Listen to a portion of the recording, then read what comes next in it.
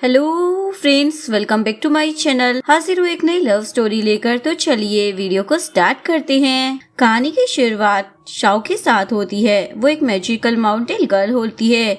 वो अभी अपने मैजिक का इस्तेमाल कर पेड़ पर से फ्रूट तोड़ रही होती है। तभी वहाँ पर उसका मास्टर आ जाता है और उस पर चिल्लाने लग जाता है, मैंने तुम्हें मैजिक सिखाया, लेकिन तुम इसका इस्तेमाल मेरी परमिशन के बिना सिर्फ फ्रूट खाने के लिए करती हो।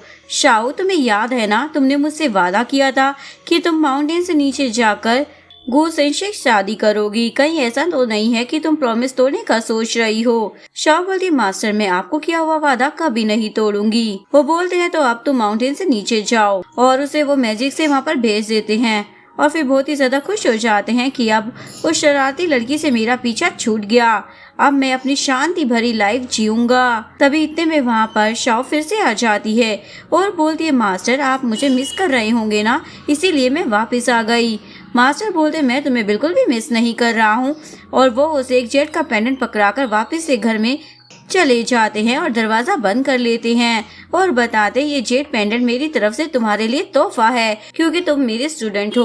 और अब तुम माउंटेन से नीचे जाकर जल्दी से शादी कर लो और पैसे कमा करना, अपने पति का ख्याल रखो, और साथ ही मुझे जल्दी से एक छोटा सा स्टूडेंट दे दो। ये बोलकर वो उसका बैग भी उसे फेंक कर दे देते हैं। अब निकलो यहाँ से। शाओ को वहाँ से जाना ही पड़ता है और वो शहर में आ जाती है। इधर हमें मिस्टर गू को दिखाया जाता है, जो कि व्हील चेयर पर होता है। वो अपनी खुद की कंपनी में आया होता है, जो कि उसकी सीक्रेट कंपनी थी, और इस बारे में अभी सबको नहीं पता था। तभी वहाँ पर उसका कजन अपनी गर्लफ्रेंड को लेकर आ जाता है, जो वो गू की एक्स फियांसी होती है। वो बोलती है, आखिर ये गरीब बंदा यहाँ पर क्या कर रहा है? जिनचन उसे बोलता है, क्या तुमने न्यूज नहीं देखी थी कि इसकी कंपनी बैंकरप्ट हो चुकी है, इसलिए जरूर ये यहाँ पर जॉब के लिए आया होगा। गू का असिस्टेंट सोचता है, इन लोगों को क्या पता कि ये तो बॉस की बिजनेस स्ट्रेटेजी है। उन्होंने झूठी न्यूज फैलाने के लिए बोला है कि कंपनी बैंकरप्ट हो गई है। लेन बोलती है, तुम ये बिल्कुल नहीं सोचना कि तुम्हें अगर इतनी बड़ी कंपनी में जॉब मिल गई तो मैं तुमसे शादी करूंगी। तुमने सोचा भी कैसे तुम जैसा गरीब मेरे लायक हो सकता है? मेरे लायक तो सिर्फ जिन चैंग है, और ये हम दोनों ने एकदम परफेक्ट मैच है। और ये दोनों अपने प्यार का शो ऑफ उसके सामने कर रहे होते हैं। जिनचन बोलता है, मैंने सुना है कजन ब्रदर, तुम्हारी बीमारी सिर्फ मेडिकल डॉक्टर ही ठीक कर सकता है, लेकिन तुम तो जानते हो ना, आम लोग ऐसे मेडिकल डॉक्टर से मिल नहीं सकते हैं। तो मेरे हिसाब से ना, तुम घर जाकर अपने मरने का इंतजार करो। तभी इतने में वहाँ पर शाओ आ जाती है। वो बोलती है, जब तक मैं यहाँ पर हूँ तुम नहीं मर सकते। लेन और जिनचैन बोलने लग जाते हैं, भिखारी लड़की, तुम यहाँ पर आकर इतना ज्यादा झूठ क्यों बोल रही हो? तुम इसे कैसे ठीक कर सकती हो? वो बोलती है, मैं कोई भिखारी नहीं हूँ, मैं इसकी होने वाली वाइफ हूँ और मेरा नाम शाओ है। ये सुनकर ये लोग तो शौक हो जाते हैं। गो भी पूछने लग जाता है, तुम क्या कह रही हो? तुम कौन हो? शाओ बताती है, मैं तुम्हारी होने वाली वाइफ हूँ। लेन बोलती है, क्या तुम्हें डर नहीं है? तुम इससे शादी कर जल्द ही विडो बन जाओगी। मैं तुम्हें बता दूं कि इसके पास 3 महीने से ज्यादा टाइम नहीं है, ये मर जाएगा। शाओ बोलती है, अगर तुम्हारे कान खराब है तो जाओ अपना ट्रीटमेंट करा लो। मैंने बोला ना कि मैं इसे ठीक कर सकती हूँ। लेन को गुस्सा आ जाता है, तुम्हारी हिम्मत कैसे हो गई मुझे इस तरीके से बात करने की? जिनचैंग बोलता है, तुम उसकी बातों पर ना गुस्सा मत हो, ये एक पागल लड़की है। शाओ अपना मैजिक दिखाती है और बोलती है, देखो इससे ना मैं इसे ठीक करूंगी।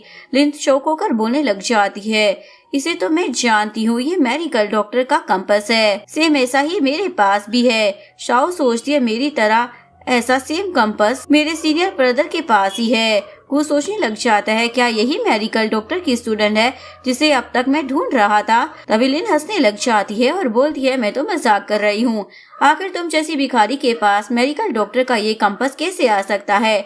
और देखो, ये कंपास तो सेम मेरे पास भी है, लेकिन मेरा गोल्ड का है और तुम्हारा तो जरूर लोहे का ही होगा ना। शाओ बोलती है, मुझे तुम जैसे फालतू लोगों के साथ कोई बकवास नहीं करनी है। और गो से बोलती है, चलो हम शादी करने के लिए चलते हैं। वो पूछता है, आखिर तुम मुझसे शादी क्यों करना चाहती हो? वो बोलती है, तुम्हारे फादर हुआंग ने मेरे मास्टर ली के साथ ना हमारी शादी फिक्स की थी, और मास्टर ने मुझे कहा था तुम्हारी फैमिली बैंकरप्ट हो गई है, तो मैं तुम्हारी भाई बनकर तुम्हारी हेल्प करूं। ये सुनकर उसे याद आता है कि एक बार उसके डैड ने उसे अपने फ्रेंड मिस्टर ली के बारे में बताया था। उनका वो फ्रेंड माउंटेन पर रहता है और उनके लिए बहुत सारे गिफ्ट भेजता है। वो बोलते हैं, किसी दिन मैं तुम्हें ना उससे मिलवाऊंगा। गो बोलता है, जिसके बारे में तुम बोल रही हो ना, उसके बारे में मेरे डैड ने तो बताया था। शाओ बोलती है, क्या सिटी के लड़के इतने ज्यादा स्लो होते हैं? आखिर तुम्हें मुझसे शादी करनी है या नहीं करनी? वो सोचता है, वैसे तो मैं ज्यादा जीना नहीं वाला हूँ, लेकिन अगर मैं शादी कर लेता हूँ तो मैं अपनी मॉम की सबसे बड़ी विश पूरी कर दूंगा। वो पूछता है क्या तुम अपने साथ आईडी लेकर आई हो? वो बोलती हाँ लेकर तो आई हूँ, चलो जल्दी से मैरिज सर्टिफिकेट लेने चलते हैं। फिर वो इन लोगों को चिढ़ाते हुए गू को अपने साथ लेकर चली जाती है। इसके बाद दोनों कोर्ट में जाकर मैरिज सर्टिफिकेट ले लेते हैं और घर आ जाते हैं और गू के घर पर आ जाते हैं। यहाँ पर शाओ से टच करने लग जाती है। असिस्टेंट सोचता है यहाँ पर ये लोग नाइट स्पेंड करने वाले हैं, क्या मुझे ये सब नहीं देखना चाहिए? वो जल्दी से भाग जाता है। गू से बोलता है हमें पहले अपनी फीलिंग्स डेवलप करनी चाहिए, फिर आगे बढ़ना चाहिए। वो बोलती है मैं तो बस तुम्हारी मसल्स चेक कर रही थी, तो क्या इसके लिए भी फीलिंग्स डेवलप करनी पड़ेगी? वैसे तुम्हारे पास तो एक चवन्नी भी नहीं है, तुम तो बहुत ही ज्यादा गरीब हो। वो बोलता है आज के जमाने में चवन्नी की जरूरत नहीं होती, मोबाइल फोन से ही पेमेंट हो जाती है, और वैसे भी मैं अमीर हूँ, मुझे गरीब मत समझो। शाओ को यकीन नहीं होता, अगर तुम अमीर हो तो तुमने वॉच क्यों नहीं पहनी है? सारे अमीर लोग तो वॉच पहनते ना। वो बोलता है मैं पहनना भूल गया। वो बोलती है फिर बताओ कि तुम्हारे घर पर एक भी पेंटिंग क्यों नजर नहीं आ रही है? वो बोलता वो इसलिए मुझे पेंटिंग में इंटरेस्ट ही नहीं है। वो बोलती अरे इतना फेंकने की जरूरत नहीं है, मैं जानती हूँ और मैं समझती भी हूँ। देखो तुम फिक्र मत करो, अब से मैं पैसे कमाऊंगी और फैमिली को सपोर्ट करूंगी। तुम्हें पता है हम माउंटेन की लड़कियाँ बहुत ही ज्यादा कैपेबल होती हैं। गू उसे देखकर सोचता है ये लड़की सच में बहुत ही ज्यादा इंटरेस्टिंग है, इसे जो करना है इसे करने देता हूँ। इसके बाद गू उसे कपड़ों का बैग देता है और बोलता है तुम अपने कपड़े चेंज कर लो और यहाँ के अकॉर्डिंग कपड़े पहनो। शाह बोलती है ठीक है तुम मेरा वेट करो। फिर वो ड्रेस चेंज कर आती है और पूरा 1 घंटा हो जाता है। ये आवाज देने लग जाता है आखिर तुम्हें इतना ज्यादा देर क्यों लग रही है? तभी शाओ तैयार होकर बाहर आती है तो ये उसे देखकर शॉक हो जाता है और बोलता है मैंने तुम्हें ड्रेस पहनने के लिए बोला था, बेडशीट लपेटने के लिए नहीं। वो बोलती है तुमने मुझे जो कपड़े दिए थे ना उसे पहनना इतना मुश्किल था कि मैंने सोचा कि इससे अच्छा है कि मैं ये पहन लूं। वो बोलता है अच्छा ठीक है, मैं तुम्हें सिंपल कपड़े दिलाने के लिए बाहर शॉपिंग पर लेकर चलता हूँ। वो बोलती है ठीक है हस्बैंड, फिर मैं अपना पुराने वाला ड्रेस पहन के आती हूँ। तभी इतने में बेडशीट की वजह से उसका पैर स्लिप हो जाता है और वो गू के ऊपर गिर जाती है और दोनों के बीच में किस हो जाता है। ये देखकर वो शौक हो जाता है। वो बोलती है तुम फिक्र मत करो, मैं तुम्हारी जिम्मेदारी लूंगी, क्योंकि हम माउंटेन की लड़कियां ना बहुत ही ज्यादा रिस्पॉन्सिबल होती है। ठीक है मैं अपने कपड़े चेंज करने के लिए जा रही हूँ, उसके बाद मुझे पैसे कमाने के लिए भी जाना है, फिर वहाँ से आने के बाद मैं तुम्हारा ट्रीटमेंट करूंगी। नेक्स्ट दिन में गू अपनी कंपनी में होता है, उसका असिस्टेंट उसे बताता है बॉस 2 बजे आपको ना ऑक्शन इवेंट में जाना है। शाओ भी उसी ऑक्शन इवेंट के लिए जा रही होती है। तभी इतने में लिन और जिंग चैन उसे देख लेते हैं। तभी वहाँ पर गू भी आ जाता है और शाओ का हाथ पकड़कर इन लोगों को बताता है मेरी वाइफ मेरे साथ यहाँ पर आई है। लिन तो हंसने लग जाती है और बोलती है ठीक है, फिर तुम जैसे गरीबों को आज मैं सबक सिखाऊंगी और बताऊंगी कि मेरे पास कितना पैसा है। इसके बाद वो दोनों अंदर चले जाते हैं और शाओ गू से बोलती है तुम्हारे पास तो बिल्कुल भी पैसे नहीं होंगे तो तुम यहाँ पर ऑक्शन इवेंट में क्या कर रहे हो? मैं समझ गई, तुम जरूर मेरी फिक्र कर रहे होंगे ना और मेरा पीछा करते हो यहाँ पर आ गए होंगे ना। देखो तो मेरी फिक्र मत करो, मैं माउंटेन वाली लड़की हूँ। ये बोलकर वो उसे अंदर लेकर चली जाती है। इवेंट स्टार्ट हो जाता है। इसके बाद यहाँ पर हब्स पर बिडिंग लग रही होती है। शाओ सभी की अच्छी खासी बोली लगाने लग जाती है। लेन बोलती है इस गरीब लड़की ने क्या इतने पैसे देखे भी हैं जो इतना ज्यादा बिडिंग लगा रही है? फिर वो शाओ को हराने के लिए उससे कई गुना ज्यादा की बिडिंग लगाकर जीत जाती है। ऐसे करते हुए जितने भी चीजें होती है शाओ उन पर बिडिंग लगाती है और लिन उससे ज्यादा बिडिंग लगाकर जीत जाती है। आखिर में उसे पता चलता है कि शाओ तो ये सारी चीजें अपने माउंटेन से लेकर आई थी ऑक्शन में बेचने के लिए और वो जानबूझकर ज्यादा बोली लगाकर उसे प्रवोक कर रही थी ताकि वो उन्हें ज्यादा पैसों में खरीद ले और उसका फायदा हो जाए। इसके बाद ऑक्शन इवेंट का जो हेड होता है वो शाओ को कांग्रेचुलेशन कर रहा होता है, तुमने काफी ज्यादा पैसे कमा लिए हैं। और जिन चैन लिन पर चिल्ला रहा होता है उसने उसके इतने सारे पैसे खर्च कर उसका नुकसान जो करा दिया था। इसके बाद शाओ गू को काट देती है और बोलती है मैं तुम्हारे लिए पैसे कमाऊंगी और तुम उन पैसों के इंचार्ज होगे। वो बोलता है तुम क्या सच में पूरे पैसे मुझे दे रही हो? वो बोलती है तुम फिक्र मत करो, आगे मैं और भी ज्यादा मेहनत कर बहुत सारे पैसे कमाऊंगी ताकि तुम्हें अपनी लाइफ में कोई भी चीज की फिक्र ना करनी पड़े। इसके बाद गू शाओ को डांस करते हुए देखकर पूछता है तुम क्या कर रही हो? वो जैसे ही उसकी तरफ मोड़ती है तो ये तो उसे देखता रह जाता है। वो बहुत ही ज्यादा क्यूट लग रही होती है। शाओ गू के बहुत ही ज्यादा क्लोज आकर उसे टच करने लग जाती है तो वो उसे रोक कर बोलता है जैसा कि मैंने तुम्हें पहले कहा था, पहले हमें अपनी फीलिंग्स डेवलप करनी चाहिए फिर ही आगे बढ़ना चाहिए। पर वो नहीं मानती और बोलती है तुम्हारा रिएक्शन तो बहुत ही ज्यादा ठंडा है। वो बोलता है अब ना तुमने ही मुझे प्रवोक किया है और उसे किस करने के लिए जा रहा होता है, लेकिन वो उसे रोक लेती है। तुम गलत समझ रही हो, मैं तो बस तुम्हारा ट्रीटमेंट स्टार्ट करने से पहले तुम्हारा टेस्ट ले रही थी और ये बस मेरा टेस्ट करने का एक स्पेशल तरीका था जिससे मैं तुम्हारे अंदर की पावर चेक कर पाऊँ। उसके बाद वो उसे बोलती है तुम्हारे मुँह में कुछ है, देखो। जैसे ही वो मुँह खोलता है तो वो उसके मुँह में कोई पिल डाल देती है। उसके बाद वो बेचारा बोल ही नहीं पाता और लिखकर उसे बोलता है तुमने मुझे ये क्या जहर दे दिया है जो कि मैं कुछ बोल ही नहीं पा रहा हूँ। वो बोलती है डरो मत, मैंने बस तुम्हें गूंगे होने की पिल दी है जिससे कि अभी मैं तुम्हारा ट्रीटमेंट स्टार्ट करूंगी, तुम चिल्लाकर मेरा कान खराब ना करो। इसके बाद वो ट्रीटमेंट स्टार्ट करती है और उसे इंजेक्शन लगाने लग जाती है। बेचारे को बहुत ही ज्यादा दर्द होता है, लेकिन फिर भी वो चिल्ला नहीं पाता। वो ट्रीटमेंट करने के बाद बैठ जाती है। ये पूछता है क्या अब मैं खड़ा हो सकता हूँ? वो बोलती है ऑफ कोर्स। वो तो बहुत ही ज्यादा खुश हो जाता है कि अब वो सच में खड़ा हो सकता है। आज मैं बहुत ज्यादा खुश हूँ। तभी वहाँ पर शाओ मोबाइल में कोई वीडियो देख रही होती है और बोलती है मैं भी बहुत ज्यादा खुश हूँ। ये सोचने लग जाता है पहली बार है कि कोई मेरी इतनी ज्यादा फिक्र कर रहा है। वो पूछता है वैसे तुम क्या देख रही हो? वो बताती है मैं मेल मॉडल को देख रही हूँ। तुम्हें पता है मेरे सीनियर ब्रदर ने मुझे बताया था यहाँ पर ना एक से बढ़कर एक मेल मॉडल है। और वो उसे भी दिखाने लग जाती है देखो ये लोग कितने ज्यादा हैंडसम हैं। गू तो जेलसी की मारी उसका फोन नीचे गिरा देता है और बोलता है तुम तो एक डॉक्टर हो ना, तुम्हें पहले मेरी फिजिकल कंडीशन देखनी चाहिए ना कि ये सब। वो बोलती है मैं तुम्हारी कंडीशन ना अच्छे तरीके से जानती हूँ। देखो हमें जो आज करना है ना वो हमको रोज करना होगा और आज का ट्रीटमेंट तो बस शुरुआत थी। यकीन नहीं हो रहा तो 2 स्टेप लेकर देखो। वो बोलता है क्या मैं सच में चल सकता हूँ?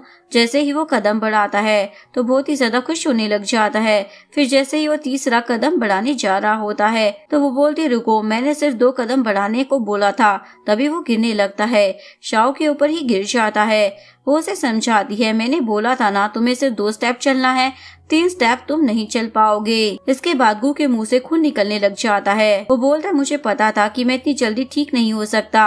वो बोलती फिक्र मत करो, मैं तुम्हारा ट्रीटमेंट कर रही हूँ और वैसे भी तुम इतने टाइम से व्हील चेयर पर थे तो ये चीज बहुत ही नॉर्मल थी। तुम 2 स्टेप से ज्यादा नहीं चल पाओगे और तीसरा स्टेप पर गिर जाओगे, लेकिन फिक्र मत करो, मैं अपना बेस्ट करने वाली हूँ और तुम्हें ठीक कर कर ही रहूंगी। गू से बोलता है शायद अभी के लिए ना हमें अलग अलग बेड पर सोना चाहिए, क्योंकि मुझे लगता है अगर हम दोनों के बीच में कुछ हुआ तो फिर मेरे मर जाने के बाद तुम बहुत ही ज्यादा अपसेट हो जाओगी। पर जैसे ही गू शाओ को देखता है तो उसे पता लगता है कि वो तो कब का सो चुकी है। ये देखकर वो खुश हो जाता है, फिर वो भी लेट जाता है। तब इतने में वो नींद में उसे पकड़ लेती है तो ये उसे दूर करने लग जाता है, पर वो अपना हाथ उसके ऊपर से हटाती ही नहीं है। नेक्स्ट मॉर्निंग वो अपनी कंपनी में आया होता है। तभी वहाँ पर जिन, चैन और लिन देखकर उसे पूछने लग जाते हैं तुम यहाँ पर इस कंपनी में क्या कर रहे हो? अभी निकलो यहाँ से।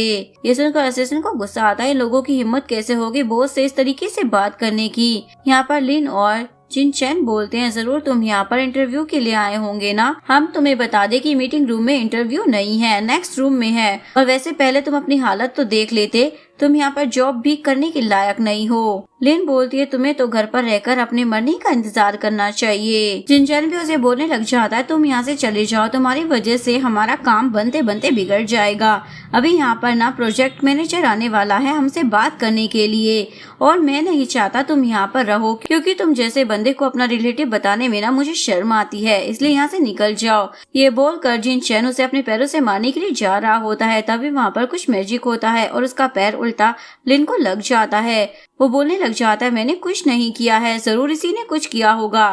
तभी वहाँ पर शाओ आ जाती है और बताती है ये ना मैं कर रही थी। जिनचैन तो उस पर चिल्लाने लग जाता है भिखारी लड़की तुम यहाँ पर क्या कर रही हो? वो बोलती अगर मैं यहाँ पर नहीं आती तो तुम लोग मेरे हस्बैंड को बुली करते। लिन यहाँ पर शाओ को पैरों से मारने आ रही होती है। तभी इतने में शाओ अपने मैजिक से सब कुछ स्टॉप कर देती है और लिन का पैर जिनचैन के पास कर देती है। फिर जैसे ही टाइम वापस से चालू होता है तो ये पैर जिनचैन को लग जाता है।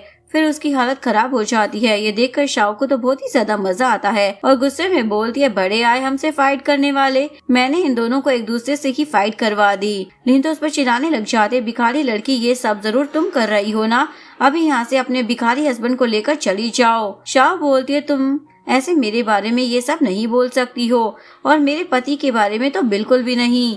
लिन बोलती है मैं बोलूंगी। शाह बोलती है फिर तो मैं भी तुम्हें मारूंगी। लिन तो डर जाती है। शाह बोलती है तुम इतनी इजीली डर गई। मेरी मास्टर ने मुझे सिखाया है अगर कोई मुझे एक बात सुनाए तो मैं उसको 4 बात सुनाऊं। शाओ यहाँ पर लिन को बहुत सारी बुरी बुरी बातें बोलने लग जाती है। उसकी इतनी सारी बातें सुनकर उसकी तो कान ही खराब हो जाते हैं। वो बोलती है तो तुम मेरे हस्बैंड के बारे में बोलोगी तो मैं क्या सुनती रहूंगी? मैं तो सुनाऊंगी ही ना। उसके बाद वो गु के पास आकर बोलती है हस्बैंड तुम ना फिक्र मत करो, मैंने तुम्हारा बदला ना इन लोगों से ले लिया है। गु से पूछने लग जाता है तुम यहाँ पर क्या कर रही हो? शाओ बोलती है हस्बैंड मैं यहाँ पर तुम्हारा ट्रीटमेंट करने के लिए आई हूँ। ये सुनकर जिनचैन से बोलता है गु तुम्हारी कंपनी बैंकरप्ट हो गई है तो क्या तुम्हारा दिमाग भी खराब हो चुका है? तुमने सोचा भी कैसे इस भिखारी लड़की को मेडिकल स्किल के बारे में कुछ नॉलेज भी होगी? लिन बोलती है हाँ तुम्हें सिर्फ मेडिकल डॉक्टर ठीक कर सकता है, तो आखिर ये भिखारी लड़की क्या ही कर लेगी? शाह बोलती रुको मैं तुम लोगों को अपना टैलेंट दिखाती हूँ। इसके बाद वो वहीं पर गु का ट्रीटमेंट चालू कर देती है। वो लोग बोलते हैं तुम ना कुछ भी नहीं कर पाओगी और तुम कभी मेडिकल डॉक्टर का मुकाबला कर ही नहीं सकती हो। गु का ट्रीटमेंट करते हुए उसे आधा घंटा हो जाता है। ये लोग बोलने लग जाते हैं देखो तुम कुछ नहीं कर पा रही हो ना, ये ना ठीक नहीं हो पाएगा। इतने में गु खड़ा हो जाता है।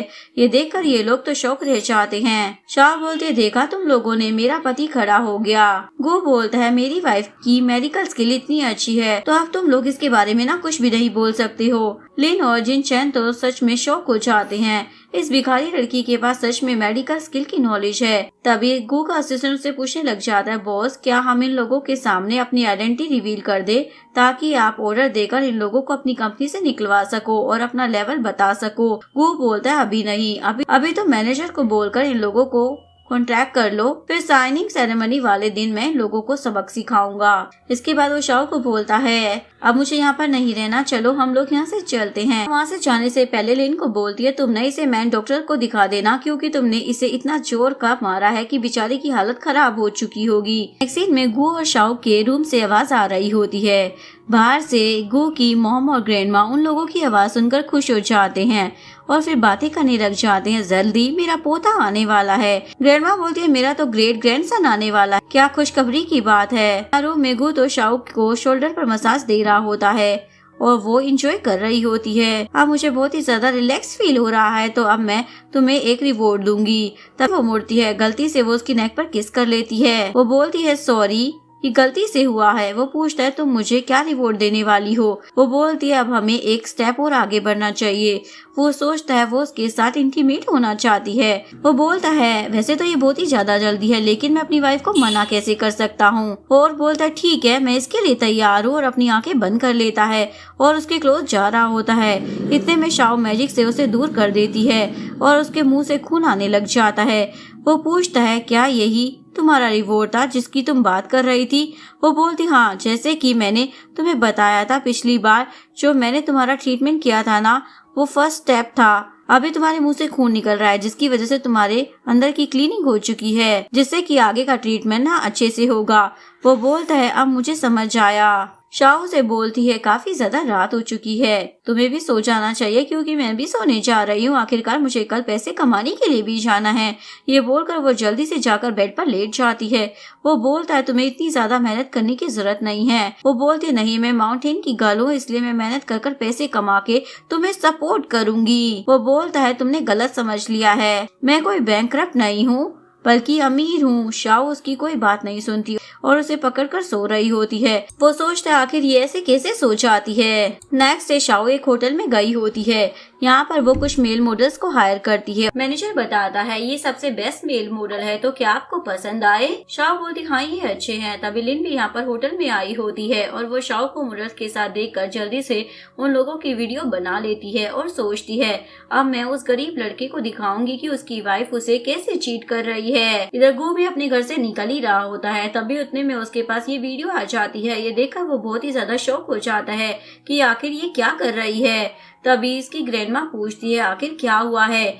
मेरी ग्रैंड मदर इन लॉ ने ऐसा क्या कर दिया जो तुम इतना ज्यादा गुस्सा हो रहे हो? उसकी मॉम और ग्रैंडमा बोलने लग जाती हैं तुम अपना गुस्सा ना शांत करो, अगर शाओ कुछ गलत भी करे ना तो भी थोड़ा सहकर ले लेना, आखिर आने वाले बच्चे के लिए तुम दोनों को समझ कर लेना होगा। वो बोलता है ठीक है मैं समझ गया और बाहर चला जाता है। फिर वो गुस्से में होटल पहुंचता है उसका असिस्टेंट उसे बोलता है, बॉस क्या पता आपको मिसअंडरस्टैंडिंग हो गई हो, आप सिर्फ उन वीडियोस पर बिलीव कर कुछ भी सोच नहीं सकते। वो बोलता है, तुम कैसे कह रहे हो कि मैं काम डाउन हो जाऊं। वो यहाँ पर मेल मॉडल के साथ होटल आई है। फिर रूम में से मेल मॉडल की आवाज आने लग जाती है। ये सुनकर गू तो जल्दी से दरवाजा तोड़ते हुए अंदर आ जाता है और शाओ उसे देखकर शॉक हो जाती है और पूछती है, हस्बैंड तुम यहाँ पर क्या कर रहे हो। वो पूछता है, तुम मुझे बताओ तुम यहाँ पर इन मेल मॉडल्स के साथ क्या कर रही हो। वो बोलती है, मैं यहाँ पर पैसे कमाने के लिए आई हूँ। ये सुनकर वो शॉक हो जाता है। वो देखता है यहाँ पर मेल मॉडल बहुत ही ज्यादा खुश हो रहे होते हैं। वो बोलता है, तुमने हमें कितनी अच्छी पेज दी है, इससे हमारी मसल्स आ रहे हैं। शाओ यहाँ पर गू को बताती है, देखो मैंने कितने सारे पैसे कमा लिए हैं। वो तो बहुत ही ज्यादा खुश हो जाता है। तो बस यहाँ पर तुम ये काम करने के लिए आई थी। वो पूछती है, कहीं तुम यहाँ पर इसलिए तो नहीं आए ना क्योंकि तुम्हें मुझ पर ट्रस्ट नहीं है। वो बोलता है, ऐसा कैसे हो सकता है जो मैं तुम पर ट्रस्ट ना करूँ। तुम्हारे पैसे कमाने के लिए इतनी मेहनत देखकर मैं तुम्हें एक प्रोजेक्ट के लिए इनवाइट करना चाहता हूँ। आज तियानजुन कंपनी के साइनिंग इवेंट है तो तुम भी वहाँ पर चलना, जरूर तुम वहाँ पर पैसे कमा पाओगी। तो वो मान जाती है, ठीक है मैं भी चलूंगी। इसके बाद जैसे ये लोग पार्टी में पहुँचते हैं तो यहाँ पर लिन और चिन चैन इन लोगों को देखकर पूछने लग जाते हैं, आखिर तुम जैसी गरीब यहाँ पर क्या कर रही है। लिन बोलती है, जरूर इन लोगों के पास खाने और पीने के पैसे नहीं होंगे, इसलिए ये लोग तुम्हारा नाम यूज कर यहाँ पर आ गए होंगे क्योंकि तुम इनके कजन हो। जिनचैन बोलता है, तुम लोग यहाँ से निकल जाओ क्योंकि मैं तुम लोगों को अपना रिलेटिव नहीं मानता। ये लोग यहाँ से जाने के लिए नहीं मान रहे होते। तो लिन पूछती है, हमारे पास तो इनविटेशन है, क्या तुम लोगों के पास इनविटेशन है। को बोलता है, हमारे पास इनविटेशन तो नहीं है लेकिन हमें इनविटेशन की जरूरत भी नहीं है। ये लोग तो हंसने लग जाते हैं। शाह बोलती है, तुम लोगों ने सुना नहीं, मेरे हस्बैंड ने कहा हमें इनविटेशन की जरूरत नहीं है। लिन और जिन चैन इन लोगों को सबक सिखाने के लिए सिक्योरिटी गार्ड को बुलाते हैं और बोलते हैं, इनके पास इनविटेशन नहीं है तो इन लोगों को यहाँ से निकाल दो। पर वो गार्ड उल्टा लिन और जिनचिन को अंदर नहीं जाने देते और इन दोनों को रास्ते में ही रोक देते हैं और शाओ और गू को बोलते हैं, आप लोग अंदर जाइए। फिर वो दोनों अंदर जाने लगते हैं। शाओ इन लोगों को चिढ़ाते हुए जाती है। लिन और जिनचन चिल्लाने लग जाते हैं, आखिर ये सब क्या था। गार्ड्स बोलते हैं, आप लोग भी अंदर जाओ। तो ये लोग सोचते हैं, लगता है इन सिक्योरिटी गार्ड ने गलत समझ लिया था, इसलिए गलती से उन लोगों को अंदर जाने नहीं दिया।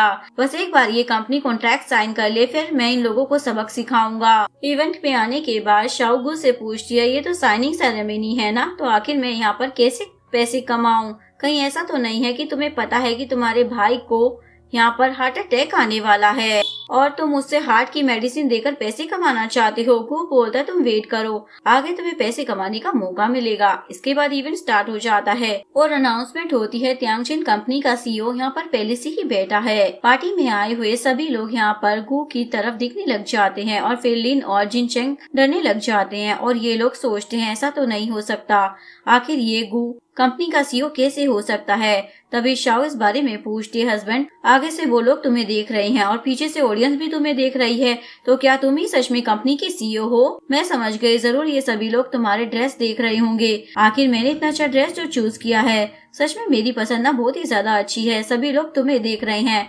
तभी इतने में वहाँ पर स्टेज पर गू का नाम अनाउंस होता है कि वही कंपनी का सीईओ है। वो स्टेज पर आए, सभी लोग ये सुनकर शॉक हो जाते हैं और सभी लोग गू को ग्रीट करने लग जाते हैं। गू शाओ को लेकर स्टेज पर आ जाता है और वो भी बहुत ज्यादा खुश हो जाती है और सोचती है, ये क्या, ये तो सच में कंपनी का सीईओ निकला, यानी कि ये झूठ नहीं बोल रहा था, ये सच में अमीर है और मैं सोचती थी कि ये फेंकता है। फिर इसका कजन जिन चैन भी शौक होने लग जाता है। अब समझ आया यहाँ पर आने के लिए तुम्हें इनविटेशन क्यों नहीं लगा। लिन भी यहाँ पर शौक हो जाती है, ये क्या, ये तो इतना अमीर है और मैंने इतने अमीर बंदे के साथ अपनी एंगेजमेंट तोड़ दी, मैं तो पागल ही हो गई थी। ये बोलकर वो शौक हो जाती है। जिनचैन उसे बोलता है, ब्रदर आखिर ये सब क्या है, तुमने अभी तक मुझे पता नहीं लगने दिया कि कंपनी के सीईओ हो तुम, और मुझे लगता रहा कि तुम्हारी कंपनी मेरे साथ कॉन्ट्रैक्ट करने वाली है, तो अब तुम लोग मेरे साथ कॉन्ट्रैक्ट नहीं करोगे ना, ये सब क्या है। कू बोलता है, मैं तो बस खेल रहा था ताकि ऐसे वक्त पर तुम्हें छोड़कर तुम्हें सबक सिखा सकूं। जिन चैन तुरंत ही उसके पैर पड़ने लग जाता है, माफी मांगते हुए बोलता है, तुम तो मेरे भाई हो ना, तुम मेरे साथ ऐसा कैसे कर सकते हो, तुम अगर इस कंपनी के सीईओ हो तो तुम तो मेरे साथ जरूर कॉन्टैक्ट करोगे, मैं तुम्हारा कजन हूँ। वो बोलता है, क्या तुम भूल गए, तुमने कहा था तुम मेरे जैसे बंदे के साथ कोई रिलेशन नहीं रखना चाहते और तुम्हें मुझे कजन बोलते हुए भी शर्म आती है। तभी लिन गू को बोलने लग जाती है, मेरी शादी तुम्हारे तुम्हारे साथ होने वाली थी। आखिर तुमने इस भिखारी से शादी क्यों की? ये तुम्हारे लायक भी नहीं है। घूस पर चिल्लाने लग जाता है, तुम्हारी हिम्मत भी कैसे हो गई मेरी वाइफ के बारे में इस तरीके से बात करने की। उसके बाद वो शाओ को हक कर सभी को बोलने लग जाता है, मेरे लिए ना मेरी वाइफ ही मुझे डिजर्व करती है और कोई नहीं। ये बोलकर वो उसके फोरहेड पर किस कर देता है। उसकी आंखें भी फटी की फटी रह जाती है। सभी लोग बातें करने लग जाते हैं। लगता है मिस्टर गू की वाइफ को भी अभी इस बारे में पता चला है कि वो इतने बड़े करोड़पति हैं।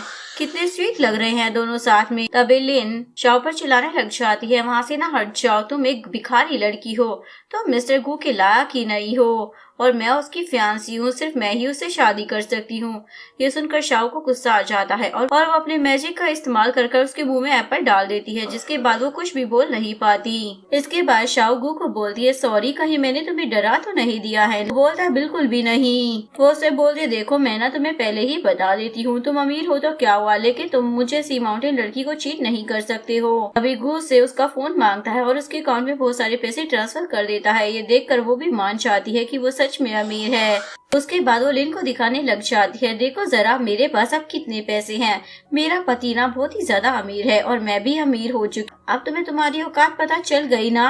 लिन उसे इशारा करती है, तुम मेरा मुंह खोलो, लेकिन शाओ बिल्कुल नहीं सुनती। वो उसे कहता है, मैंने तुम्हें बोला था ना, क्या आज तुम्हें पैसे कमाने का मौका मिलेगा, देखो तुम्हारे पास अब कितने सारे पैसे हैं। वो बोलती है, थैंक यू हस्बैंड, वैसे हाँ, मेरे सीनियर ब्रदर ने मुझे बताया था रिच मैन बहुत ही आसानी से चीट कर लेते हैं और बुरे बन जाते हैं, तो अगर तुमने कभी मुझे चीट किया ना तो मैं तुमसे डिवोर्स ले लूंगी। वो बोलता है, ऐसा कभी नहीं होगा। तभी लिन भी इन लोगों की बातें सुन लेती है और सोचती है, देख लेना, मैं इसे चीटिंग करवाकर तुम दोनों का डिवोर्स करवाऊंगी। इसके बाद गो अपनी कंपनी से निकलकर जैसे ही पार्किंग लॉट में आता है, तभी उसे वहाँ पर शाओ का बैग पड़ा हुआ मिलता है।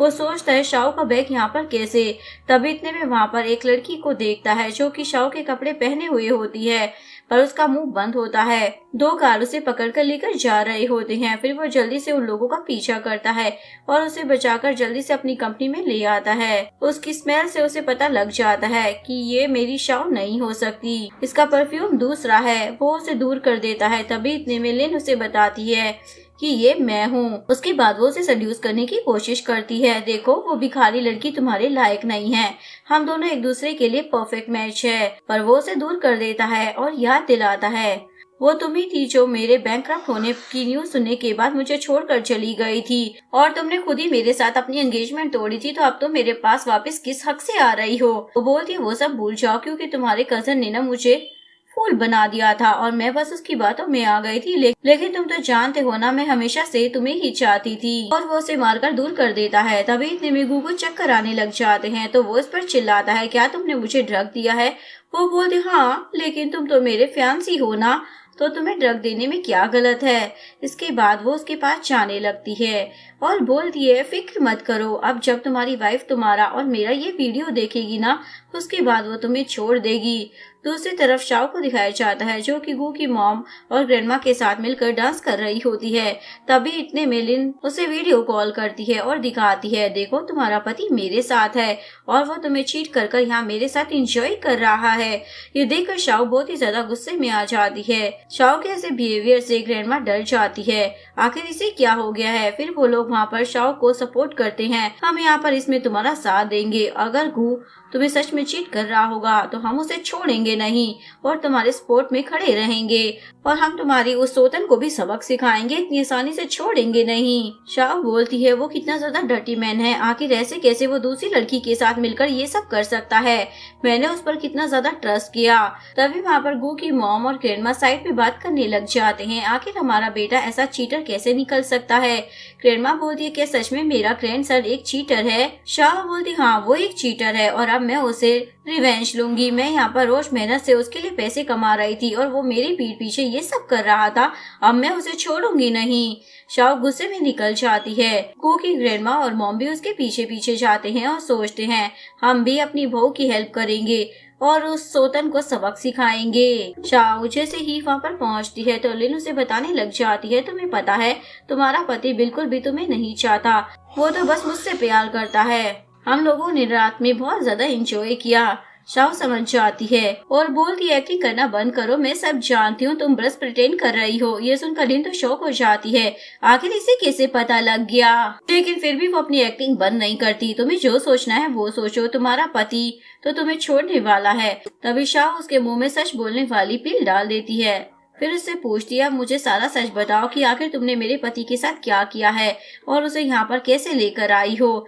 लिन को ना चाहते हुए भी सारा सच बताना पड़ता है कि कैसे वो गू को उल्लू बनाकर वहाँ पर लेकर आ गई। गू उसकी सारी बातें रिकॉर्ड कर लेती है और बोलती है, तुम्हें पता है तुमने जो काम किया है उसकी वजह से सजा मिलेगी तुम्हें। अब तुम्हें पुलिस ना अरेस्ट कर ले जाएगी। लिन तो डर जाती है और उसकी ग्रैंडमा को बनाने लग जाती है, प्लीज आप ही मुझे बचा सकती हैं। और वो इमोशनल ब्लैकमेल करने लग जाती है, लेकिन ग्रैंडमा उसकी बातों में बिल्कुल भी नहीं आती। उल्टा वो तो उसे मिस्ट्रेस बोलने लग जाती है, बड़ी आई तो मेरे पोते को फंसाना चाहती थी ना। फिर जैसे ही ऑफिसर वहाँ पर आते हैं तो शाओ उन लोगों को वही रिकॉर्डिंग देकर लिन को अरेस्ट करवा देती है। इसके बाद शाओ मॉम और ग्रैंडमा की मदद से गू को घसीट कर घर ले जाती है। तभी इतने में शाओ को उसकी मास्टर की कॉल आती है। वो बोलते हैं, तुमने मुझे बताया था कि तुम्हारे हस्बैंड ने तुम्हें चीट किया है, इसलिए मैं वहाँ पर आ रहा हूँ उस चीटर को सबक सिखाने के लिए। शाओ बोलती है, मास्टर अब ऐसी बात नहीं है, आपको आने की जरूरत नहीं है। पर तभी इतने में डोरबेल बजती है। शाओ देखती है उसके मास्टर यहाँ पर पहुँच गए हैं। शाओ अपने मास्टर को फोन लेकर बोलने लग जाती है, मास्टर आप यहाँ पर क्या कर रहे हैं, मैंने आपको बोला था ना कि आपको आने की जरूरत नहीं है। मास्टर बोलते, वो चीटर कहाँ पर है, मैं उसे सबक सिखाने आया हूँ और तुम्हें सपोर्ट करने आया हूँ, जल्दी से उस चीटर को यहाँ पर बुलाओ। तभी मास्टर का गुस्सा शांत करने के लिए यहाँ पर ग्रैंडमा उनके लिए पानी लेकर आ जाती है और बोलती है, मास्टर आप अपना गुस्सा ना शांत कर लो। इसके बाद गू की मॉम यहाँ पर मास्टर के लिए पेस्ट्री लेकर आती है और बोलती है, पहले कुछ खा लो, मैं जानती हूँ कि इसमें मेरे बेटे की गलती है, लेकिन आप कुछ खाएंगे नहीं तो कैसे चलेगा। मास्टर को भी पेस्ट्री देखकर लालच आ जाता है। वो बोलते हैं, लेकिन अगर मैं इसे खा लूंगा ना तो मैं क्या आपके बेटे को सबक सिखा सकता हूँ। गू की मॉम मान जाती है और बोलती है, क्यों नहीं, आखिर आप शाओ के मास्टर हो। ये सुनकर मास्टर तो बड़े खुश होकर जल्दी से पेस्ट्री एंजॉय करने लग जाते हैं।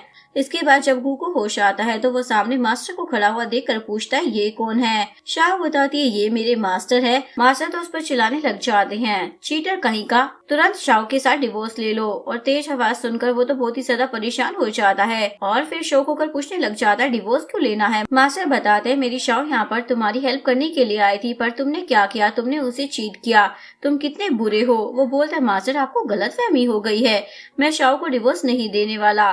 मास्टर बोलते, अच्छा तो तुम चीटर्स के भी उस्ताद बन चुके हो, खुलेआम चीटिंग कर कर बाहर मिस्ट्रेस रख रहे हो। मैं मानता हूँ मेरी शाओ थोड़ी गुस्से वाली है और थोड़ी पागल भी है और बहुत ज्यादा सोती भी है, तो क्या हुआ है, तो मेरी स्टूडेंट ना, तो मेरी स्टूडेंट के साथ ऐसा नहीं कर सकते हो। वो बोलती, मास्टर आप मुझे सपोर्ट कर रहे हो या फिर मेरी बेइज्जती कर रहे हो। मास्टर बोलते, ऑफ कोर्स तुम्हारी साइड ले रहा हूँ, हाँ डिवोर्स के बाद प्रॉपर्टी भी आधी आधी इक्वल डिवाइड होगी। वो बोलता है, मैं इसे डिवोर्स नहीं दूंगा। मास्टर बोलते, अगर तुम नहीं दोगे तो मैं कोर्ट में केस करूंगा। उसके बाद वो शाओ को बोलते, इसके घर से सारी चीजें उठा लो जो भी तुम्हें चाहिए। तभी गू की ग्रैंडमा और मॉम बोलती है, शाओ हमें भी ना अपने साथ लेकर चलो। ये सुनकर शाओ तो शौक हो जाती है। गू बोलता है, मॉम और ग्रैंडमा आप लोग ये क्या कह रहे हो, मैंने कोई चीट नहीं किया है। वो बोलता है, मास्टर आप शांत हो जाओ, पहले मेरी एक्सप्लेनेशन तो सुन लो। मास्टर बोलते हैं, मैं शांत नहीं हो पा रहा हूँ, मुझे बहुत ही ज्यादा गुस्सा आ रहा है। शाओ बोलती है, मास्टर आपको पता है मैंने यहाँ पर एक बहुत ही अच्छा डांस सीखा है जिसमें ना जंप करना होता है और ये डांस कर कर आप बहुत ही ज्यादा शांत हो जाओगे। तभी गू की मॉम और ग्रैंडमा बोलते हैं, हम भी आपके साथ करेंगे। इसके बाद चारों साथ में मिलकर डांस करने लग जाते हैं। गू बस इन लोगों को बैठकर देख रहा होता है कि इन लोगों का क्या तमाशा चल रहा है। डांस कर कर इन लोगों को बहुत ही ज्यादा मजा आ रहा होता है। मास्टर बोलते हैं, अब मेरा गुस्सा ना पूरी तरीके से शांत हो चुका है। इसके बाद शाओ शांति में बैठकर अपने मास्टर को सारी चीजें एक्सप्लेन करती है कि क्या क्या हुआ था। मास्टर तुरंत ही अपने मैजिक का यूज कर कर यहाँ से चले जाते हैं। शाओ बोलते, मास्टर आप इतनी जल्दी क्यों चले गए। वो बोलते, आखिर इतनी बड़ी मिसअंडरस्टैंडिंग हो गई थी तो मैं ऐसे कैसे तुम लोगों को फेस करूंगा, मेरी भी तो कुछ इज्जत है ना। ये बोलकर वो जा चुके होते हैं। रात में गू शावर लेकर बाहर आता है। तभी शाओ से बात करने के लिए आती है। इतने में उसका टावल नीचे गिर जाता है। ये देखकर वो शॉक हो जाती है। तभी वो गलती से गू के ऊपर गिर जाती है और फिर उसकी बॉडी को देखते हुए उसकी तारीफ करने लग जाती है। इसकी मसल्स तो कितनी ज्यादा अच्छी है। वो बोलता है, तुम्हें अब शाय होने की जरूरत नहीं है, हम दोनों पति पत्नी हैं। को यहाँ पर शाओ को किस करने लग जाता है। तभी इतने में वो सो जाती है। ये सोचता है इतने इम्पोर्टेंट टाइम पर ये सो कैसे सकती है। नेक्स्ट सीन में शाओ स्कूटी से कहीं पर जा रही होती है। तभी रास्ते में कुछ गार्ड्स उसे घेर लेते हैं और उसे बेहोश कर वहाँ से लेकर जाते हैं। वो अपने ऑफिस में होता है। तभी वहाँ पर उसका असिस्टेंट आकर बताता है, बॉस मेडिकल डॉक्टर के बारे में कुछ पता नहीं चला। तभी इतने में गु को उसके कजन जिन चैन का कॉल आता है। वो उसे वीडियो कॉल पर दिखाता है उसने तो शाओ को किडनैप कर रखा है। वो बोलता है तुमने मेरी हेल्प नहीं की थी ना, तो तुम्हारी वजह से मेरी कंपनी बैंकक्रप्ट हो गई है। तुम्हें अपनी वाइफ की बड़ी पड़ी है ना, तो आज मैं इसे टॉर्चर करूंगा और मार दूंगा। गु बोलता है प्लीज उसके साथ ना कुछ मत करना। यहाँ पर शाओ बोल रही होती है, हस्बैंड मुझे छोड़ दो, मेरी फिक्र मत करो। जिन चैंग गु को धमकी देता है, अगर तुम चाहते हो कि इसे कुछ ना हो तो तुम भी यहाँ पर आओ। और इसके बाद गु जिन चैंग की बताई हुई जगह पर पहुंच जाता है। वहाँ पर खून देखकर वो डर जाता है, कहीं शाओ को कुछ हो तो नहीं गया।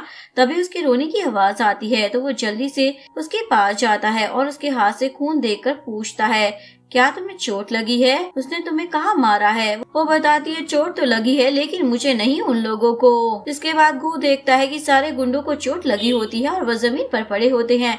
ये देखकर तो असिस्टेंट भी शौक हो जाता है। मैंने सुना था बॉस कि आपकी वाइफ बहुत ज्यादा डरावनी है, अब तो मुझे पता चल रहा है कि ये बहुत ही ज्यादा डरावनी है। यानी कि बाहर जो खून पड़ा था वो भी इन लोगों का था ना। बॉस की वाइफ आप तो सच में बहुत ही ज्यादा औसम है, जो आपने इन लोगों की इतनी अच्छे से चटनी बना दी। शाह बोलती नहीं, मैंने इन लोगों से फाइट नहीं की है, ये लोग तो खुद अपने आप को मारने लग गए थे। वो बोलती आखिर ऐसे कैसे? शाह अपनी मैजिकल पिल्स दिखाती है और बताती है मैंने इन लोगों को ये दे दी, फिर इन लोगों ने खुद को ही मार लिया। असिस्टेंट बोलता है सच में आप तो बहुत ही ज्यादा अमेजिंग हो। वो उससे पूछने लग जाता है वैसे तुम रो क्यों रही थी? क्या तुम इन लोगों को ऐसे मरते हुए देखकर डर गई थी? शाह बोलती है बिल्कुल भी नहीं, बल्कि मैं तो बहुत ही ज्यादा खुश थी इसलिए मैं रोने लग गई थी। तुम्हें पता है इससे पहले मैंने जब भी अपनी पिल्स को यूज किया ना तो मैं कभी भी सक्सीड नहीं हुई थी, इसलिए मैं बहुत ही ज्यादा खुश थी। ये जानकर गौर का असिस्टेंट तो शॉक हो जाते हैं, कितनी अजीब है ये। फिर वो अपने असिस्टेंट को बोल देता है कि पुलिस को कॉल कर दो ताकि पुलिस इन लोगों को अरेस्ट कर ले जाए। शाह बोलती है ये सही है। फिर वो पूछती है वैसे हस्बैंड तुम यहाँ पर क्या कर रहे हो? मैंने बोला था ना तुम मुझे अकेला छोड़ दो, तुम यहाँ पर मत आओ। वो बोलता आखिर मैं कैसे नहीं आता, मुझे तुम्हारी फिक्र हो रही थी। इसके बाद शाओ मैजिक से अपनी रस्सी खोलती है और बोलती है मैं तो बस बेहोश होने की एक्टिंग कर रही थी, आखिर ऐसे कैसे ये लोग मुझे पकड़ कर ला सकते हैं? मैंने जानबूझकर इनकी हेल्प की ताकि मैं अपनी पिल्स का टेस्ट कर सकूं। को बोलता है मान गया, मेरी वाइफ सबसे बेस्ट है, चलो अब घर चलते हैं। शाह बोलती है हस्बैंड मेरे पैर पर ना बहुत ही ज्यादा दर्द हो रहा है, मैं चल नहीं पा रही। तो वो तुरंत ही उसे उठा लेता है। शाओ तो बहुत ही ज्यादा खुश हो जाती है। घर पर आने के बाद गु शाओ को शोल्डर मसाज दे रहा होता है। तभी इतने में शाओ के फोन पर उसके सीनियर ब्रदर का कॉल आता है। वो तुरंत ही कॉल उठाकर बोलती है क्या हुआ है सीनियर ब्रदर, कुछ इमरजेंसी का काम है क्या? तो वो हाँ बोल देता है, जिसके बाद वो जल्दी से तैयार होकर निकल रही होती है। वो बोलता है चलो मैं भी तुम्हें छोड़ देता हूँ। वो बोलती है इसकी कोई जरूरत नहीं है और वो मैजिक से गायब हो जाती है। वो अपने असिस्टेंट को कॉल कर कार रेडी करने के लिए बोलता है। फिर वो उस होटल के बाहर पहुंच जाता है और बहुत ही ज्यादा खुश होने लग जाता है। जब शाओ देखेगी कि मैं यहाँ पर उसे पिक करने के लिए आया हूँ तो वो कितना ज्यादा खुश होगी ना। फिर वो उसे कॉल लगाता है। कॉल पर शाओ की आवाज आती है जो कि अपने सीनियर ब्रदर से बात कर रही होती है और उसे अपने कपड़े उतारने के लिए बोल रही होती है। ये सुनकर गु तो बहुत ही ज्यादा गुस्सा हो जाता है और अपने असिस्टेंट को बोलता है ये क्या? अब मैं सोचूं कि वो बार बार अपने सीनियर ब्रदर का नाम क्यों लेती रहती है। अब पता चल रहा है मुझे उसके साथ उसका कुछ अलग ही रिलेशनशिप है। असिस्टेंट बोलता है बॉस आप शांत हो जाओ, गुस्सा मत करो। आपको याद है ना पिछली बार भी आपको मिसअंडरस्टैंडिंग हो गई थी। वो यहाँ पर जल्दी से देखने के लिए आता है शाओ यहाँ पर क्या करने आई है। तभी वो देखता है शाओ तो यहाँ पर एक लड़की के साथ होती है जो कि उसे ड्रेस पहनने में हेल्प कर रही होती है। वो बोलती है सीनियर ब्रदर यही मेरे हस्बैंड है। ये सुनकर गु शॉक हो जाता है और बोलता है क्या सीनियर ब्रदर एक लड़की है? असिस्टेंट बोलता है बॉस इसे तो सीनियर सिस्टर बोलना चाहिए था ना। शाओ बोलती है ये किसने कहा कि लड़की को सीनियर ब्रदर नहीं बोल सकते? फिर शाओ के सीनियर यहाँ पर इन लोगों को अपनी आईडी दिखाती है और बोलती है मेरा यही नाम है, क्या तुम लोगों को इस बात से कोई प्रॉब्लम है? वो बोलते बिल्कुल नहीं, ये बहुत ही ज्यादा डोमिनेटिंग है, ये नाम ना तुम्हें सूट करता है। शाओ पूछने लग जाती है वैसे हस्बैंड तुम यहाँ पर क्या कर रहे हो? वो बोलता है मैंने ना कॉल पर सुना था तुम्हारे सीनियर ब्रदर को मॉडल की जरूरत है, तो मैं यहाँ पर हेल्प करने के लिए आ गया। इतनी जल्दी में आया कि गलती से नॉक करना ही भूल गया। शाओ के सीनियर ब्रदर बोलने लग जाते हैं तुम्हारा हस्बैंड तो कितना ज्यादा हैंडसम है, इसे देखकर लगता है कि इसके मसल्स भी कितने ज्यादा अच्छे होंगे, क्या मैं इसे टच कर सकती हूँ? शाओ परमिशन दे देती है। गु बोलता है आखिर तुम ऐसे कैसे किसी को भी हाँ बोल सकती हो? जल्दी से अपने असिस्टेंट को आगे कर देता है, तुम्हें ना मेरे लिए सेक्रीफाइस करना पड़ेगा। तभी वहाँ पर शाओ की सीनियर ब्रदर खुद ही अपने आप को रोक लेती है और बोलती है नहीं, मैं अपनी जूनियर सिस्टर के हस्बैंड को ऐसे थोड़ी ना रजिस्टर कर सकती हूँ। शाओ बोलती है देखा, मेरी सीनियर ब्रदर ना बहुत ही ज्यादा अच्छी है। सीनियर ब्रदर बोलती है वैसे तुमने बताया था कि तुम्हारे पति की बॉडी के साथ साथ उसकी टेक्नोलॉजी भी अच्छी है, तो क्या तुम मुझे एक्सपीरियंस करने दोगी? शाओ बोलती है बिल्कुल आप कर सकती हैं। ये सुनकर वो बोलता है आखिर तुम अपने पति को किसी और को ऐसे कैसे दे सकती हो? शाओ के सीनियर ब्रदर यहाँ पर गू के पास बढ़ रही होती है, वो तो बहुत ही ज्यादा डरे जा रहा होता है। तभी वो उसे अपना लैपटॉप पकड़ाती है और बोलती है तुम एक टेक्निकल पर्सन हो ना, तो मेरे इस बग को फिक्स करने में हेल्प कर दो। वो बोलते है क्या बस यही करना था, और जल्दी से प्रॉब्लम सॉल्व कर देता है। शाओ के सीनियर ब्रदर तो बहुत ही ज्यादा खुश हो जाती है। चलो इसी खुशी में मैं तुम सभी को बारबेक्यू पार्टी देती हूँ। इसके बाद ये लोग बारबेक्यू पार्टी कर रहे होते हैं।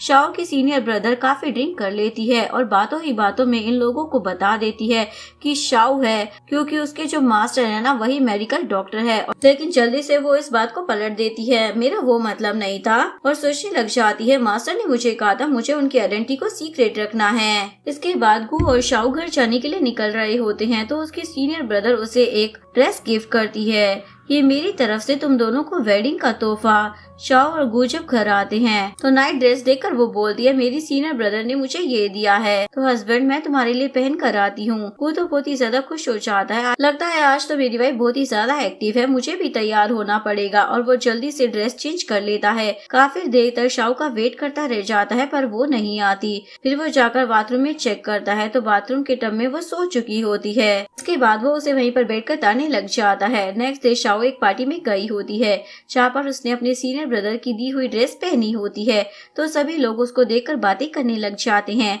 आखिर ये ब्यूटीफुल लड़की कौन है, और इसने जो ड्रेस पहना है वो फेमस डिजाइनर ओली का नया डिजाइन है। और ये लोग उससे पूछने लग जाते हैं आखिर उसका फेमस डिजाइनर ओली के साथ क्या रिश्ता है। तभी इतने में पार्टी में लिन आ जाती है, वो बोलती है क्या ही रिश्ता होगा। सभी लोग देखते हैं कि लिन ने भी सेम वैसा ही ड्रेस पहना है, तो ये लोग सोचने लग जाते हैं आखिर दोनों में से असली किसने पहना है। लिन शाओ के ऊपर इल्जाम लगाती है कि उसने फेक ड्रेस पहना हुआ है, असल में तो फेमस डिजाइनर ओली ने ड्रेस तो उसे गिफ्ट किया है। शाओ बोलती है इसकी बातों पर थोड़ा भी यकीन नहीं कर सकते। तभी इतने में पार्टी में गू की चाइल्डहुड फ्रेंड भी आ जाती है, वो बोलती है मैंने फेमस डिजाइनर ओली को देखा है, उन्होंने लिन को अपनी ड्रेस गिफ्ट की थी, लिन की ड्रेस असली है और शाओ की नकली है। फिर यहाँ पर सभी लोग शाओ का मजाक उड़ा रहे होते हैं। तभी शाओ जल्दी से अपने सीनियर ब्रदर को कॉल कर वहाँ पर बुला लेती है। सभी देखते हैं कि वही फेमस डिजाइनर ओली है। लिन उसे बताने के लिए बोलती है कि ये ड्रेस जो उसने पहनी है वही असली है, पर वो तो उसे चाटा लगा देती है और सभी को बताती है शाओ ने जो ड्रेस पहना है ना वो असली है और वो उसकी जूनियर सिस्टर है, इसलिए उसने उसे गिफ्ट दिया है। एक्चुअली में शाओ की सीनियर ब्रदर यहाँ पर लिन से उसका बदला लेने के लिए आई होती है, उसकी बेइज्जती का। लिन शाओ से बदला लेने के लिए वेटर को उसे ड्रग देने के लिए बोलती है और प्लान के हिसाब से वो गू को एक होटल रूम के बाहर ले आती है और बताती है अंदर उसकी वाइफ शाओ किसी के साथ रूम में है। जैसे ही डोर खुलता है शाओ बताती है वो तो बिल्कुल ठीक है, ये लिन की बच्ची ना मुझे ड्रग देना चाहती थी, लेकिन मैंने पहले ही ग्लास एक्सचेंज कर लिया था, लेकिन अब वो खुद ही नशे में है और वेटर के पीछे पड़ी है। सभी लोग यहाँ पर लिन की पागलपंती देख लेते हैं और उसकी काफी ज्यादा बेइज्जती हो जाती है। इसके बाद गू की चाइल्डहुड फ्रेंड मी को इस बारे में पता चल जाता है कि वो मेडिकल डॉक्टर की स्टूडेंट को ढूंढ रहा है, इसलिए वो उसके सामने स्टूडेंट बनने की एक्टिंग करती है, तो वो उसे मेडिकल डॉक्टर का पता पूछने के लिए जाता है। तभी इतने में शाओ इन दोनों को साथ में देखकर गलत समझ लेती है, गू उसे चीट कर रहा है और वो उसे बहुत ही ज्यादा गुस्सा हो जाती है। फिर गू उसे बहुत ही ज्यादा मनाता समझाता है, एक्सप्लेन करता है ऐसा कुछ भी नहीं है। उसने बताया कि वो मेडिकल डॉक्टर की स्टूडेंट है, इसलिए वो उससे बात करने के लिए गया था। वो बोलती है, क्या तुम्हें मुझ पर बिलीव नहीं है कि मैं तुम्हारी बीमारी को ठीक कर पाऊंगी? वो बोलता है, एक्चुअली मैं मेरे लिए नहीं बल्कि मैं अपने डैड के लिए उससे मेडिकल डॉक्टर के बारे में पूछना चाहता था। वो बोलता है, उसके डैड जब हॉस्पिटल में थे ना, तो उन्होंने उसे एक गिफ्ट बॉक्स दिया था और कहा था उनकी लास्ट विश है कि ये उनके फ्रेंड मेडिकल डॉक्टर को दे दिया जाए। शाह बोलती है, अगर ऐसी बात है तो मेरे मास्टर को जरूर मेडिकल डॉक्टर के बारे में पता होगा, मैं उनसे पूछूंगी। फिर वो अपने मास्टर को बुलाती है और उनसे मेडिकल डॉक्टर के बारे में पूछने लग जाती है। मास्टर तो खुद ही मेडिकल डॉक्टर होते हैं, वो उन लोगों को कुछ नहीं बताते क्योंकि वो फेमस नहीं होना चाहते थे, वो बस लो प्रोफाइल में रहना चाहते थे। मास्टर कुछ दिनों के लिए इन लोगों के घर पर ही रुक जाते हैं और गू की मॉम और ग्रैंडमा की हेल्प लेते हैं ताकि वो शाओ और गू को एक दूसरे के करीब कर सके। मास्टर यहाँ पर अपने मैजिक से इन दोनों को ड्रग दे देते हैं, जिसके बाद शाओ गू दोनों एक दूसरे से अपनी फीलिंग कन्फेस कर देते हैं। उसके बाद वो मैजिक के साथ उन्हें रूम में भेज देते हैं। दोनों साथ में नाइट स्पेंड करते हैं। नेक्स्ट मॉर्निंग जब दोनों को होश आता है तो उन्हें सब पता होता है। फिर वो दोनों वापस से रोमांस करते हैं। मी यहाँ पर फिर से मेडिकल डॉक्टर की स्टूडेंट बनने का नाटक कर रही होती है और वो गू को ठीक करने के लिए उसे कोई पिल दे देती है, जिसके बाद वो बेहोश हो जाता है। उसके बाद वो शाओ को बताती है, मैंने जानबूझकर इसे जहर दिया है क्योंकि अगर ये मेरा नहीं हो सकता तो इसे मैं तुम्हारा भी नहीं होने दूंगी। शाओ सोचती है, अब मैं इसे ठीक कैसे करूंगी। तभी वहाँ पर शाओ की सीनियर ब्रदर आ जाती है। इसे तो अब मेडिकल डॉक्टर ही ठीक कर सकते हैं। मी बोलती है, मेडिकल डॉक्टर का तो कोई पता ही नहीं है, यानी कि ये ठीक हो ही नहीं सकता। तभी ये लोग यहाँ पर अपने मास्टर को बुला लेते हैं। शाओ उनसे बोलने लग जाती है, प्लीज आप मेडिकल डॉक्टर को ढूंढ दो। तभी सीनियर ब्रदर उसे बताती है, यही मेडिकल डॉक्टर है। मास्टर गू को चेक करते हैं और बताते हैं उसे कुछ भी नहीं हुआ है, बस उसको ना फेक डेथ पिल दिया गया है। बताती है, मैंने ना इसकी मेडिसिन चेंज कर दी थी और स्लीपिंग पिल की जगह ये पिल रख दी थी, जिससे ऐसा फील होता है कि वो बंदा मर गया लेकिन उसे कुछ नहीं हुआ होता, वरना हमारा प्लान खराब हो जाता ना। मी का तो प्लान ही खराब हो जाता है क्योंकि वो उसे मारना चाहती थी पर वो तो जिंदा बच गया। जैसे ही गू को होश आता है, शाओ से बताती है मेडिकल डॉक्टर उसके मास्टर ही है और वो उन्हें बॉक्स दे देता है जो उसके डैड ने उन्हें देने के लिए बोला था। इसके बाद पूरी फैमिली मिलकर डिनर कर रहे होते हैं। तभी इतने में शाओ वहाँ पर बेहोश हो जाती है। इसके बाद शाओ के मास्टर और उसके सीनियर ब्रदर उसका चेकअप करते हैं और इन लोगों को गुड न्यूज देते हैं कि वो प्रेग्नेंट हो गई है। इसके बाद जब शाओ को होश आता है तो वो उसे गुड न्यूज देता है कि वो दोनों जल्दी मॉम डैड बनने वाले हैं, तो वो तो बहुत ही ज्यादा खुश हो जाती है। इसके बाद डायरेक्ट हमें कुछ सालों के बाद का सीन दिखाया जाता है। शाओ के मास्टर उसके तीनों बेबी को संभाल रहे होते हैं। तभी वहाँ पर शाओ को कॉल आता है और वो उन्हें गुड न्यूज देती है कि मास्टर जल्दी मेरा चौथा बेबी आने वाला है। मास्टर तो बहुत ही ज्यादा परेशान हो जाते हैं और यहीं पर इस ब्यूटीफुल ड्रामे का डी एंड हो जाता है। अगर आपको वीडियो अच्छी लगी हो तो प्लीज वीडियो को लाइक करें, चैनल को सब्सक्राइब करें, न्यू अपडेट्स के लिए बेल आइकन का बटन प्रेस करें। मिलते हैं नेक्स्ट वीडियो के साथ, तब तक के लिए सारांगी, बाय बाय।